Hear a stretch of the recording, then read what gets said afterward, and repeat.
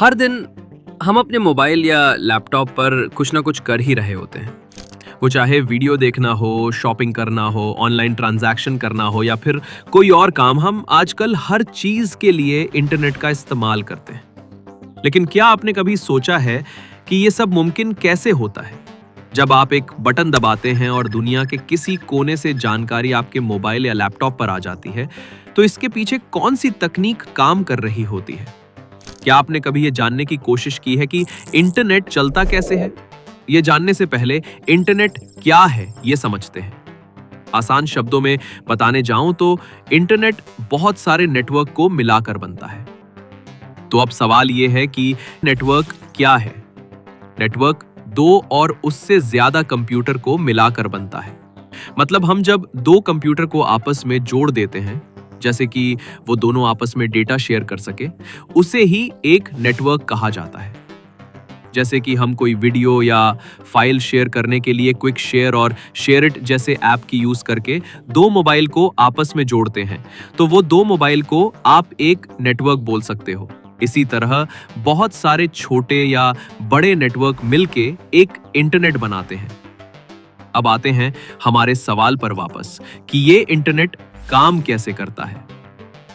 दरअसल हम जब एक कंप्यूटर से दूसरे कंप्यूटर को कोई डेटा या फाइल भेजते हैं, तब ये फाइल कुछ प्रोसेस से गुजरता है, जिसे हम लेयर्स कहते हैं। इन लेयर्स को 7 पार्ट में डिवाइड किया गया है और हर लेयर का काम अलग-अलग होता है। इन 7 लेयर्स को हम OSI मॉडल कहते हैं। तो चलिए हर एक लेयर को हम अच्छे तरह से समझते हैं। OSI मॉडल का पहला लेयर को एप्लीकेशन लेयर कहा जाता है। इसी लेयर के मदद से हम इंटरनेट के साथ कनेक्शन बना पाते हैं।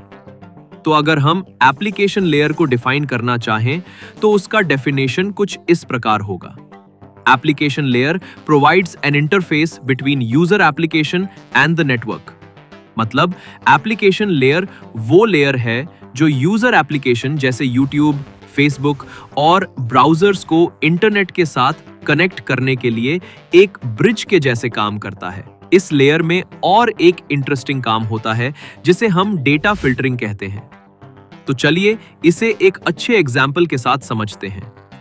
देखिए, जब हम क्रोम ब्राउजर में YouTube पर कोई वीडियो प्ले करते हैं, तो वीडियो से पहले एक ऐड चलता है। ये ऐड YouTube के सर्वर से आता है और क्रोम उस डेटा को यूजर तक पहुंचा देता है। अब वही वीडियो जब हम ब्रेव ब्राउजर में चलाते हैं, तो कोई ऐड नहीं आता। क्यों? क्योंकि ब्रेव ब्राउजर उस ऐड को पहले ही ब्लॉक कर देता है। अब सवाल ये है कि ये ऐड ब्लॉक करने का काम किसने किया? ना तो ये काम किसी राउटर ने किया, ना ही किसी नेटवर्क के बीच में आने वाले डिवाइसेस ने, बल्कि ये काम एप्लीकेशन लेयर में हुआ है। क्रोम और ब्रेव दोनों ही एप्लीकेशन लेयर पर काम करते हैं, लेकिन ब्रेव में एक ऐड ब्लॉकर फीचर होता है जो YouTube से आने वाले ऐड डेटा को एप्लीकेशन लेयर पर ही रोक देता। इसका मतलब ये है कि एप्लीकेशन लेयर का काम सिर्फ डेटा पहुंचाना नहीं है, बल्कि ये फिल्टर भी करती है और यूजर के लिए जरूरी डेटा को ही आगे भेजती है। अब हम बढ़ते हैं हमारी अगली लेयर की तरफ। OSI मॉडल का दूसरा लेयर को प्रेजेंटेशन लेयर कहा जाता है। इसका काम होता है डेटा को यूजर और नेटवर्क के बीच ट्रांसलेट करना, ताकि कोई अनवांटेड इंफॉर्मेशन उस फाइल में ना रह जाए।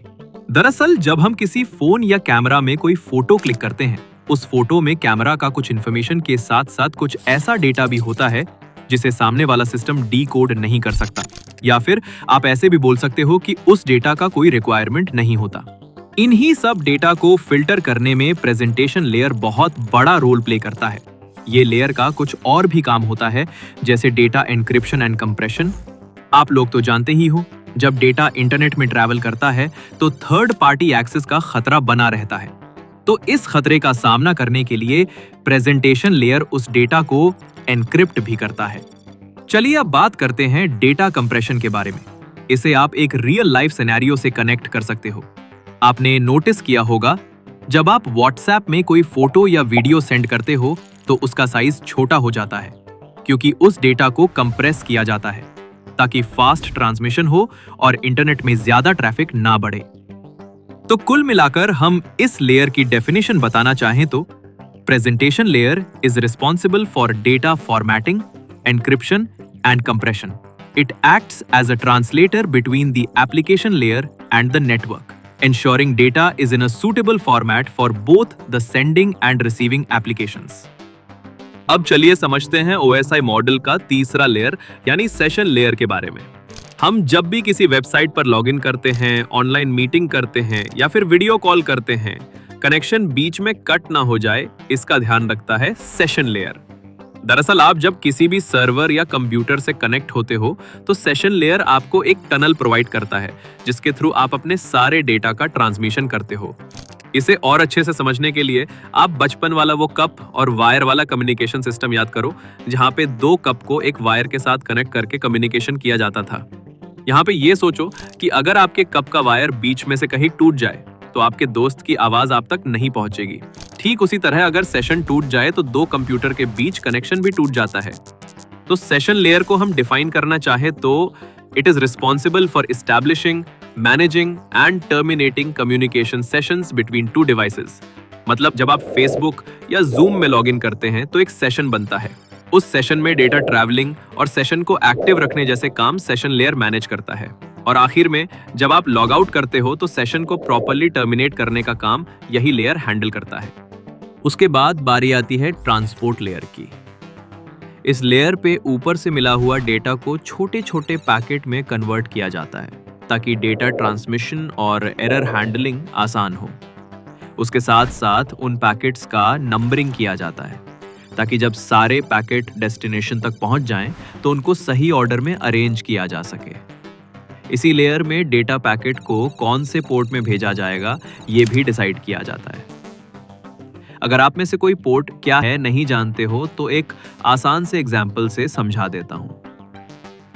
मान लो आप एक होटल में एक रात के लिए रुकना चाहते हो तो आपको होटल का एड्रेस और रूम नंबर पता होना चाहिए। इसी तरह आपका आईपी एड्रेस होटल का एड्रेस की तरह होता है और पोर्ट नंबर उस पर्टिकुलर रूम के जैसे होता है। तो इस लेयर का डेफिनेशन कुछ इस प्रकार से होगा। The transport layer is the fourth layer of the OSI model. It is responsible for end-to-end communication between devices. It ensures reliable or unreliable data delivery, provides flow control, segmentation and reassembly of data. इस layer में data दो प्रकार से send किए जा सकते हैं। पहला है TCP और दूसरा है UDP। TCP को ट्रांसमिशन कंट्रोल प्रोटोकॉल कहा जाता है और UDP को user datagram protocol. Basically TCP एक कनेक्शन ओरिएंटेड प्रोटोकॉल है, वहीं पर UDP एक कनेक्शन लेस प्रोटोकॉल है। कनेक्शन ओरिएंटेड का मतलब जब हम TCP प्रोटोकॉल को यूज करके डेटा सेंड करते हैं तब एक 3-वे हैंडशेक परफॉर्म होता है। वहीं पर जब हम UDP को यूज करके डेटा सेंड करते हैं तो 3-वे हैंडशेक परफॉर्म नहीं होता है। अब सवाल यही कि ये 3-वे हैंडशेक होता क्या है और इसे क्यों परफॉर्म किया जाता है। दरअसल जब दो डिवाइस आपस में डेटा शेयर करना चाहते हैं तो सेंडर डिवाइस पहले ये इंश्योर करता है कि रिसीवर कम्युनिकेशन के लिए रेडी हो। अगर सेंडर डिवाइस ये चेक किए बगैर डेटा सेंड करता है तो नेटवर्क में ट्रैफिक बढ़ने के साथ साथ टाइम वेस्ट भी होगा। इसलिए 3-वे हैंडशेक परफॉर्म किया जाता है। चलिए अब ये समझते हैं कि ये 3-वे हैंडशेक होता कैसे है। 3-वे हैंडशेक के लिए पहले सिन यानी सिंक्रोनाइज पैकेट भेजा जाता है। इस सिंक्रोनाइज पैकेट के जरिए सेंडर रिसीवर को कनेक्शन एस्टैब्लिश करने के लिए रिक्वेस्ट भेजता है। ये सिंक्रोनाइज पैकेट आपके राउटर के थ्रू रिसीवर तक पहुंचता है और रिसीवर अपना स्टेटस कंफर्म करने के लिए सिंक्रोनाइज और एक्नॉलेजमेंट पैकेट भेजता है। सिंक्रोनाइज पैकेट से रिसीवर कंफर्म करता है कि वो भी कनेक्शन करना चाहता है और एक्नॉलेजमेंट से ये कंफर्म करता है कि सेंडर से भेजा गया सिंक्रोनाइज पैकेट रिसीव हो चुका है। थर्ड स्टेप में सेंडर एक एक्नॉलेजमेंट पैकेट भेज के ये कंफर्म करता है कि रिसीवर का भेजा गया सिंक्रोनाइज और एक्नॉलेजमेंट पैकेट उसके पास पहुंच गया है। इसी तरह 3-वे हैंडशेक कंप्लीट होता है। अब हम 3-वे हैंडशेक के बारे में काफी कुछ जान गए हैं। अब चलिए TCP और UDP के बारे में कुछ और इंफॉर्मेशन जानते हैं।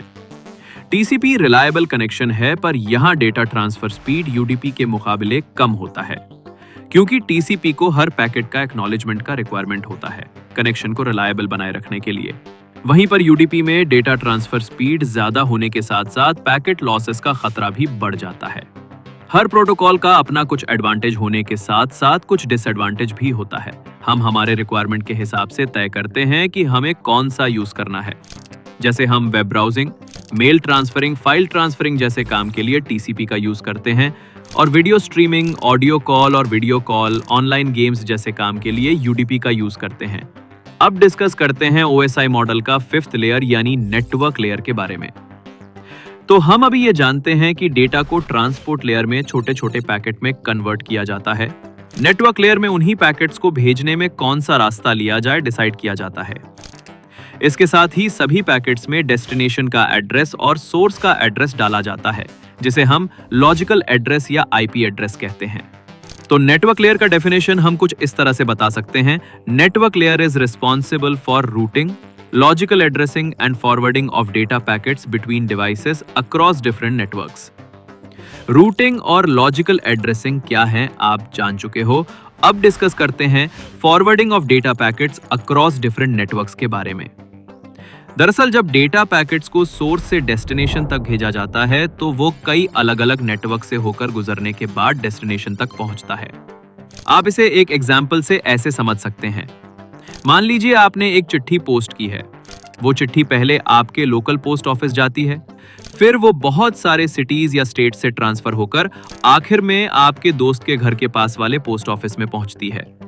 ठीक उसी तरह डेटा पैकेट भी आपके कंप्यूटर से निकलने के बाद कई रूटर और नेटवर्क डिवाइसेस से होकर गुजरता है और तब जाकर वो इंटरनेट पर मौजूद सर्वर तक पहुंचता है।